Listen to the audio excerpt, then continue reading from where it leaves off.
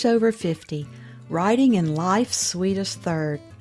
Authors Over 50's weekly podcast celebrates writers and their journeys to publication. Writing after 50 is a whole story on its own, so let's skip to life's sweetest third and talk with authors about their journey from pen to publish. Welcome. I'm Julia Daly, your host, and I invite you to listen to interviews with writers who've achieved their goal of publishing a book just later in life. We've seen award lists for under 30 or under 40, but I've yet to see lists for those who've achieved a significant milestone of their own, launching a new career and publishing their first book after the age of 50. We will hear about these authors' inspirations, struggles, strategies, and the smell of that first book. These writers' journeys inspire me because I'm one of them. My guest today is an award-winning author and retired psychotherapist. When she and her family moved to Bangkok, Thailand for 3 years in 2005, she met her spiritual teacher, an encounter that led her to write her debut memoir, Finding Venerable Mother, a daughter's spiritual quest to Thailand. It was a #1 bestseller in spirituality on Amazon and is now available in audiobook form. She currently hosts a weekly program called Casual Buddhism.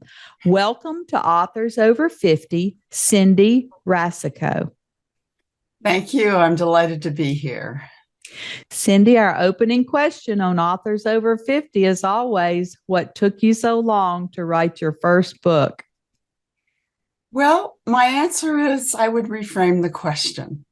I would say it did not take me so long. I would say rather I wrote it when I was ready. And that feeling came about when I was 69. I was actually going through a separation at the time, an eventual divorce from my former husband of 33 years, who we are still good friends, I'm happy to say.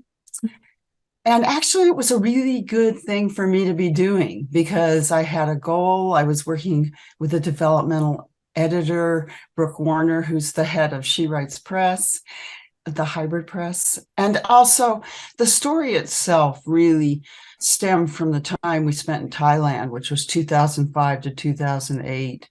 I'd always wanted to write a book, but there was a real story in this one that I felt needed to be told. Well, once you wrote this book, it sounds like you chose a hybrid, She Writes Press. Is that correct? Or did you search for an agent? Or I had been working with Brooke. I really liked her. We'd gotten the book to the place where we thought it was ready. And I liked She Writes Press. It's a hybrid feminist press. And my story deals with Venerable Dhammananda Bhikkhuni, who is the first fully ordained Theravada nun in Thailand, which meant, like, at the time she became a Buddhist nun, there was 300,000 male monks and no women. So she was both a feminist and she always says, I'm a Buddhist first and a feminist second. So the feminist, that core is very strong in me. Well, She Writes Press is certainly so well respected in the industry, and they are certainly known for memoir and creating such a strong community of women writers. It is a great community. I have some dear friends, and we were just talking about Leslie, who wrote Threads of Awakening about the Tibetan Thangka, which is a thangka is a painting or a piece of fabric in the Tibetan tradition, which depicts a Buddhist deity. This is the medicine Buddha behind me, the blue medicine Buddha. It's very fascinating. And I did interview Leslie, and that art form is such a beautiful, beautiful work. Mm-hmm. What do you think is the most challenging part of your artistic process? Well, since I'm in the middle of editing my second book, I would say editing. The writing can be challenging, seeing a blank page, but when it comes, it's fairly smooth for me. I also have a practice of writing every day from about 5:30 to 8 in the morning. So that has never been difficult for me to get a ritual going. But the rewrites sometimes can be challenging because I've already written what I think is a pearl of wisdom. And it's not turning out to be quite working. So I have to kind of rework it. And it's a reshaping and a rethinking that is different from the initial creative process, because initially I'm just putting out there what I think is the story, and reshaping it is, I would say, more of a stylistic or technical activity. I agree. I think when we get it on paper, we think we're finished, and they say writing is rewriting. And I think we have to do it over and over again. So sometimes we hate to leave things on the cutting room floor, but it's necessary to move the Right. story forward. Right. You mentioned writing a second book. How did writing your first book change your process of writing, or did it? Writing my second book didn't really change my process of writing it, but writing my second book is a long-held dream I've had. I met Venerable Dhammananda, or Luang May, as she's called, Venerable Mother in Thai, in 2005. And so I've known her for 18 years, and almost as soon as early on when I met her, within the first year, I felt I need to write a book about her. I need to introduce Western women to this courageous woman who has stepped forward in the way that she did. And so that's an interesting question, because I intended to write the second book when I wrote the memoir. But the second book is a story about her life and her Buddhist teachings. But the first book, it turned out, following my own process, was I needed to tell my story of meeting her and our relationship. And the second book has evolved out of that. That sounds like a wonderful continuation of your journey there. It definitely is. So many of us writers just want to write. We don't want to tout ourselves or get involved in publicity, but we must. Even the big five publishing houses are requiring their writers to get out there and do their own publicity. And that's a challenge for many of us. Have you found any publicity that's worked, or maybe that hasn't worked for you? I would say what has worked for me is finding the people who are right for me. And that has been a growth process. I think when I first started, of course, I was open to a broader spectrum of ideas, people, styles, because I didn't know much.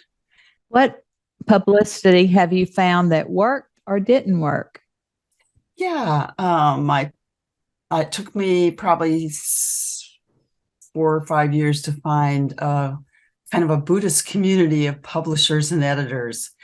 And this is a much, I wouldn't say, I'd say it's a closer fit to the work that I'm trying to do. And that took me time just to find the right people. Whether or not that makes a difference in terms of the output, I'm not sure, but I'm happier knowing that people are familiar with Buddhist publications, magazines, the genre in that sense. So that works well for me right now. I have a Buddhist editor, a woman who's been editing books for 25 years in the Buddhist genre. And I have a publicist that I picked out who I haven't worked with yet, but he's also been working with some Buddhist authors. Well, because you were a psychotherapist, you might have done a lot of searches in your life. But I wonder, as a Western woman going to Thailand, what attracted you to the Buddhist religion? That is a great question. What attracted me is more my teacher. When I met her, I had quite a profound experience. I was living as an expat in Thailand at the time. I was a little untethered because we'd left our home. I'd left my job. left our family, and I was searching for something meaningful to do. And I went to a conference, and it was on women in developing countries. One of the afternoon workshops was called Faith, Feminism, and the Power of Love. And the title struck me because I've never heard faith and politics in one sentence, to be honest. And so I went and I heard the various speakers from around the world. And there was a very profound moment when I heard my teacher speak. And a specific what she said was, we cannot solve anything with anger. Anger doesn't lead us anywhere. It is much harder to practice loving kindness and compassion. That is the goal of Buddhism. So that kind of went through me like a electric light, like lightning or what have you, a bolt of energy. And I just felt inspired. First of all, she's very quiet in her manner and her delivery. She's a tall Thai woman, 5'9". And again, the juxtaposition of the calm with talking about anger was really powerful for me. And I was drawn to her as a person and the core of her work and her life, in a sense. And then, of course, I became more interested in Buddhism through her teaching. I think it's so interesting when we find people that we're drawn to and who become our mentors. And that's one reason for this podcast, is that so many of you authors are inspirational to other writers, especially those over 50. So I'm happy to present all of you and let you become mentors to others. Oh, that's very beautiful. Thank you. Cindy, why don't you tell us a little bit about the passages you've brought to share today, and then read from your work so we can hear your tone and voice? Okay, well, the passage that I have chosen is about alms round. And alms round is a tradition. You've probably seen pictures of male monks in line in the early morning with their alms bowl, often in orange robes, saffron robes from Southeast Asia. Maybe a little less common to see women. And the ritual is basically kind of an exchange. Thai people believe they gain merit or good karma, if you will, from doing acts of kindness. And the women get up at like 5:30 or earlier to cook fresh rice and food and to prepare fresh food for the monks and nuns as they come around. So it's a kind of a beautiful ritual, and something that I did early on that really moved me. So I'll read a little bit about that.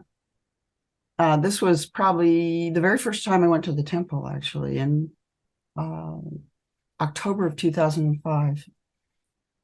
What an odd sight we make, I thought. 3 nuns, 3 machis, which is a different type of nun, and 2 farang, that is foreigners, coiling like a long snake down a side street.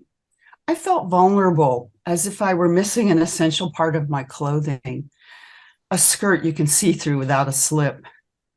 The procession stopped before a family waiting in front of their house. A mother held a squirming young daughter in her arms. An older woman, possibly the child's grandmother, was there too. They looked calmly into Venerable Dhammananda's eyes, as if greeting a trusted friend.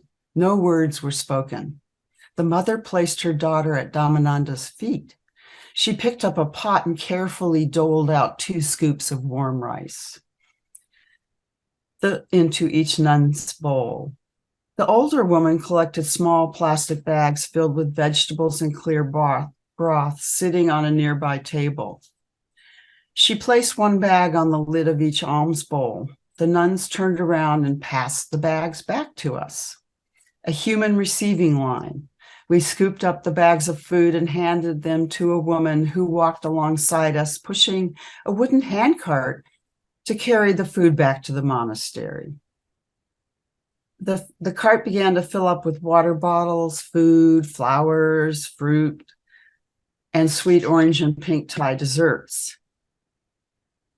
At the next house, an old woman stood holding a tin rice pot. Her face was brown and lined with wrinkles. Eyes closed, she raised her pot to her forehead. Her lips moved silently in prayer. She picked up a cone of white lotus blossoms carefully wrapped in green banana leaves and placed them on the lid of Dhammananda's bowl. I remained behind the Dhammananda while the nuns chanted their blessing. The words to the chant sounded different from what they had sung earlier. Dhammananda leaned in close to me and whispered, "She has cancer." I appreciated knowing something about people's personal stories. Living in a gated community with other expats, I hadn't yet experienced any connection with the Thai people other than my housekeeper, who wasn't even Thai, and my driver. Walking with Venerable Dhammananda was like entering a private world, discovering a Thailand that existed beyond the locked gates of a protected compound. We turned down a side street and Venerable Dhammananda called everyone in close. There was, I could see a small white house with a family seated on the porch. A young man who Dhammananda told us was small for his age sat between his father and mother. He looked like a boy, but as I got closer, his face appeared older. His large head dwarfed his small body. I learned later that he was 35. As we gathered around him, I wondered if our group might be intimidating to him, but our presence didn't seem to bother him. Perhaps he'd seen foreigners walking in alms round before. He glanced up at Venerable Dhammananda, a look of wonder in his face. All eyes focused on this Thai man as we circled around him. Laboring for breath, his chest lifted and fell as he wheezed in and out. He pressed his palms together as his mother lifted a precious spoonful of rice into Venerable Dhammananda's bowl. Filled with tenderness, Dhammananda bent over to receive the offering. We paused, watching spellbound. A wave of compassion rose in my chest. My vision blurred as warm tears slid down my cheeks. I glanced at our line and saw other people were crying too. It was just a momentary flash. Buddhists, Christians, Jews, Thais, Americans, all standing together, connected by an invisible thread of caring. When my vision cleared, faces and colors came into focus. Red flowers appeared richer, pink petals more vibrant. For the first time in Thailand, I didn't feel like a foreigner. Standing in the outdoor sanctuary, I was profoundly grateful to have found this gifted teacher who willingly accepted me, a stranger, into her community. A sense of calm flooded through me as I fell back into the procession, and we headed back to the temple for breakfast. Wow. It sounds like you really did find a community there. What was the best money you ever spent as a writer? Going to Thailand, having the experience, and then being able to write about what I saw, what I heard, what I felt. Have you been able to go back since you left? Yes, I go back every year. I've gone back every year for the past 10 years. My hair is short because I received what's called temporary ordination in December 5th of this last year. Venerable Dhammananda was celebrating 20 years as a Buddhist nun, bhikkhuni it's called in Thai language. And there was a special celebration for her. I took ordination to honor her as my teacher and on this momentous occasion. And you do temporary means, because people ask me this, that you take on the robes, you agree to take on the precepts, follow the precepts, which is kind of like the 10 Commandments, something like that. And you study Buddhist texts and wear the robes for just a period of 2 weeks. And then you go back into lay life. So I'm not an ordained minister or anything like that. It is for personal experience because Venerable introduced female monasticism into the Thai culture, she wanted women to have the opportunity to experience, well, what is this monastic life? Show me, teach me, let me experience it. And so she's done it now. She's offered temporary ordination 2 times a year, April 5th and December 5th, for about since 2009, however many years that is, and reached a lot of women in that way. Is it difficult to practice that life here in the land of plenty? That is another great question. Yes, it is. And what's difficult for me, very good question, is there's a bit of a culture clash between Western and Eastern Asian Buddhism. There's a big emphasis on the individual and individual psychology and what we might call mindfulness and awareness. Whereas in Asia, Buddhism is much more about community, reverence for the monks and the nuns. It's much less about I, me, my, mine, and much more about us. Well, that's something that we all should practice. Well, I'm learning along with everyone else. Cindy, does your family support your career as a writer and as a Buddhist?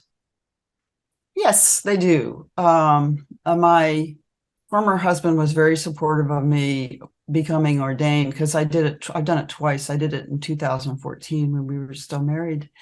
And basically, now I've lived alone for 5 years. So I've had my own routine for writing. And of course, it's a luxury to be able to support oneself and write. And I'm privileged to be able to do that. So, and I still have their support, but I do live alone. Do you have to do a lot of research about this religion and about the life that you're attempting to live? And if so, do you do that in advance of your writing, or do you do that as you go along? That's an interesting question. With the second book, I had to do a lot of research back into the time after my teacher was ordained, because she came back to Thailand. She had to go to Sri Lanka to be ordained because then and now they still don't allow monks to give ordination to women. That's how patriarchal the society is, and biased towards the male monks.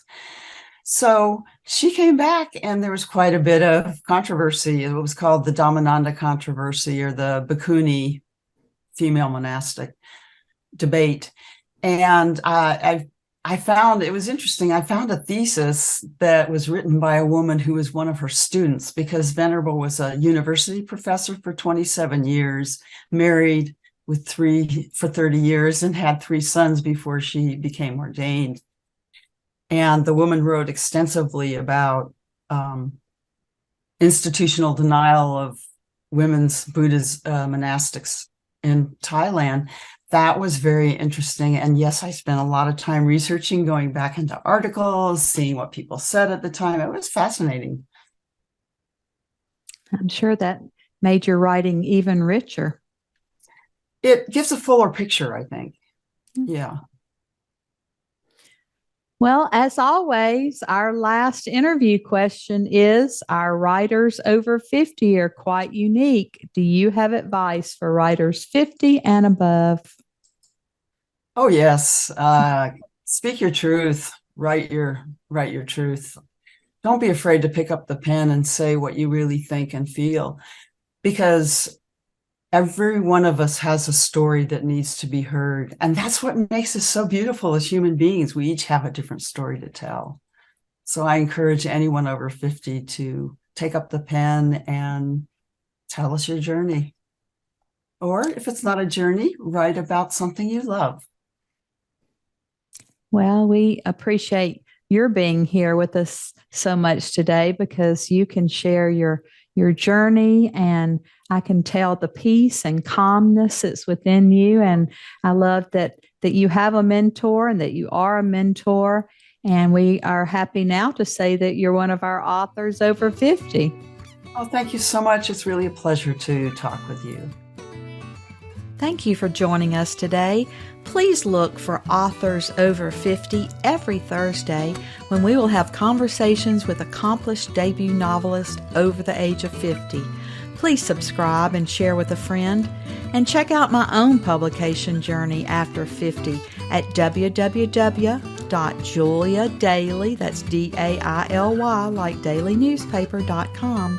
Until next time, keep reading and writing. And remember, it's never too late to fulfill a dream in life's sweetest third.